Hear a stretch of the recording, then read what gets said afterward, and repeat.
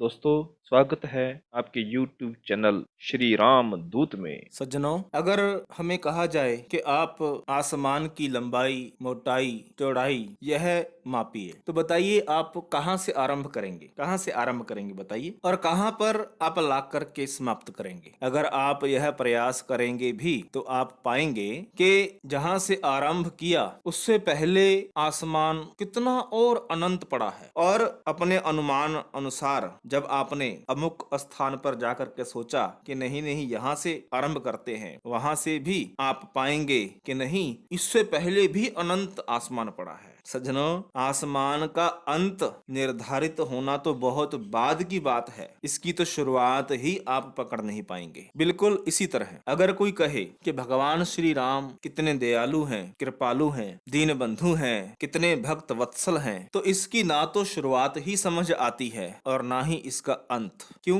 क्योंकि उनकी समस्त दिव्य कृपाएं, उनकी दया, उनकी अनुकंपा यह अनंत है। जिस वक्त श्री राम सुग्रीव के पास स्वयं चल करके आते हैं तो ऐसा थोड़ी ना कि श्री राम जी को सीता का पता ढूंढवाना है इसलिए सुग्रीव की सहायता मांगते हैं, ऐसा नहीं है। और माना कि सहायता चाहिए ही तो सबसे उपयुक्त पात्र सुग्रीव नहीं बल्कि बाली है। क्यों? एक तो बाली सुग्रीव की अपेक्षा अधिक समर्थ है, बलशाली है, और उसने रावण को एक बार अपनी कांख में दबाकर 6 महीने विश्व भ्रमण भी किया। श्री राम बाली को बोलते कि रावण को बोलो कि मेरी पत्नी को मुझे वापस सौंप दे, और रावण की एक पैसे की हिम्मत नहीं थी कि बाली के कहने पर रावण माता सीता को श्री राम जी को वापस ना करता। लेकिन श्री राम सुग्रीव के पास माता सीता को ढूंढवाने के लिए, सहायता के लिए तो आए ही नहीं, बल्कि वे तो सहायता करने आए हैं, क्योंकि वो दीन बंधु हैं और सुग्रीव इस समय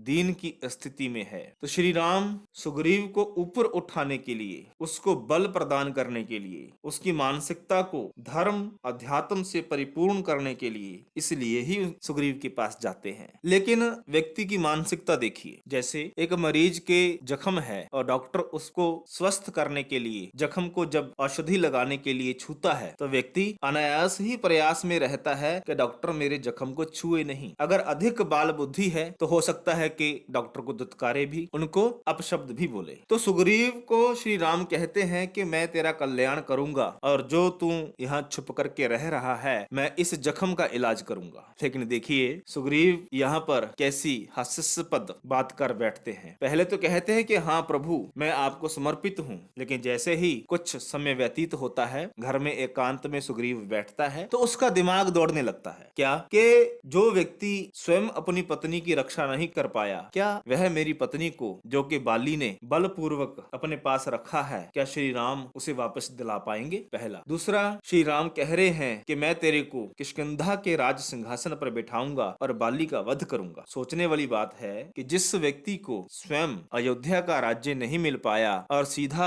वनों में धकेल दिया गया, तो क्या वो मेरा राज्य दिलाएंगे? तो सुग्रीव उलझन में पड़ जाता है। और यहाँ पर सुग्रीव जो क्रिया करता है वह सराहनीय तो नहीं कहेंगे। क्यों? सुग्रीव श्री राम जी को जाकर के विनती करता है कि प्रभु, मुझे आप पर विश्वास नहीं हो रहा। हाँ, विश्वास हो जाए अगर एक छोटी सी परीक्षा आप दे दो। श्री राम मुस्कुरा पड़ते हैं, यह सोचकर कि सुग्रीव तो विद्यार्थी है और हम इसके गुरु। तो विद्यार्थी परीक्षा देता है या गुरु परीक्षा देता है? लेकिन सज्जनों, क्योंकि श्री राम जगत पिता हैं और पुत्र को ऊपर उठाने के लिए जैसे एक पिता नीचे झुककर जमीन से उठाकर अपने कंधों पर बिठा लेता है और प्रतीत तो होता है कि पुत्र अब पिता से ऊंचा हो गया, ठीक वैसे ही श्री राम सुग्रीव के संदेह का निवारण करने हेतु, सुग्रीव को ऊंचा उठाने हेतु स्वयं नीचे झुकने को तैयार हो जाते हैं, परीक्षा देने को तैयार हो जाते हैं। और परीक्षा भी कैसी? यहाँ देखिए, सुग्रीव कहता है कि महाराज, हमारे यहाँ 7 ताड़ के वृक्ष हैं, अगर एक ही तीर से आप उनको काट डालो, और एक हमारे यहाँ दुदुम्भी राक्षस का पिंजर पड़ा है, और अगर पैर के छूने मात्र से उसको आप कई योजन दूर फेंक सको तो मेरा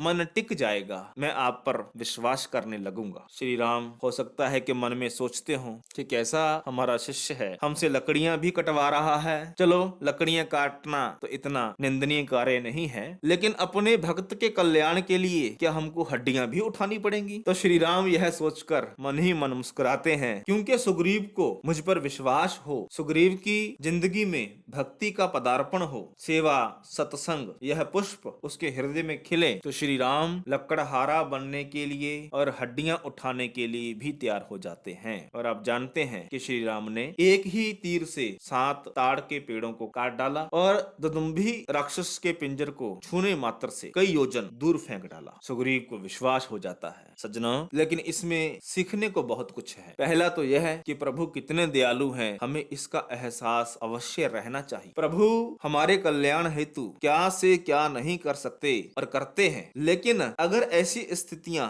हमारे जीवन में आए तो प्रार्थना करें कि हम प्रभु की परीक्षा ना लें, क्योंकि हमारी परीक्षा तो हमारी अकल पर आधारित है। हम ज्यादा से ज्यादा ऊंची से ऊंची परीक्षा हमारे प्रभु के लिए क्या सोचेंगे कि या तो हड्डियां उठाओ या लकड़ियां काटो। तो अपने प्रभु को हम इतने नीचे स्तर पर ला करके खड़ा करें, हे प्रभु हमसे ऐसा कभी ना हो। हम आपको क्या अर्पित कर पाए, हम आपको क्या दे पाए और कैसे आपको प्रसन्न कर पाए, हे प्रभु हमें बस ऐसा ही चिंतन दो। सज्जनों, हम प्रार्थना करें कि प्रभु अपने चरणों से लगाएं, आपकी समझ आए, आपकी विराटता दिखे, आपकी अनुकंपा का एहसास हो, ऐसी कृपा करो। सज्जनों, वीडियो पसंद आई हो तो आप लाइक अवश्य करें, शेयर करें, कमेंट बॉक्स में जय श्री राम अवश्य लिखें और हमारे चैनल श्री राम दूत को सब्सक्राइब अवश्य करें, साथ में बेल आइकॉन दबाकर। धन्यवाद। जय श्री राम।